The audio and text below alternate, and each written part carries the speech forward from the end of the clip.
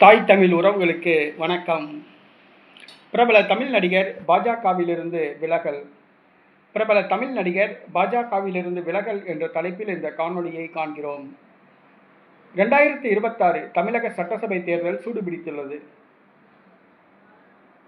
கட்சி மாறுவதும் அணி மாறுவதும் வழக்கமான ஒன்றுதான். தற்பொழுது பாஜகவிலிருந்து ஒரு பிரபல தமிழ் நடிகர் விலக திட்டமிட்டுள்ளார். அவர் வேறு யாரும் அல்ல, சுப்ரீம் ஸ்டார் சரத்குமார்.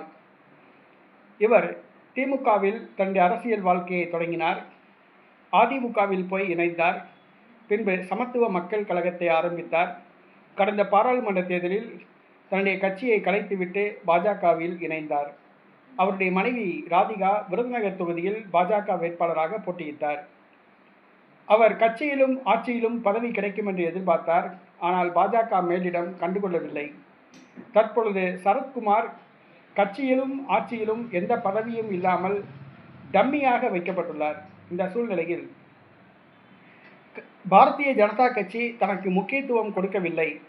அடுத்த கட்ட நடவடிக்கை என்ன என்று ஆலோசிப்பதற்காக தன்னுடைய ஆதரவாளர்கள் கூட்டத்தை கூட்டியுள்ளார்.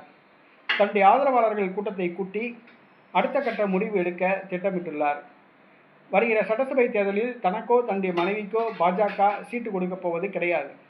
கட்சியிலும் ஆட்சியிலும் தான் ஒதுக்கப்படுவதாக மனவேதனையில் உள்ளார்.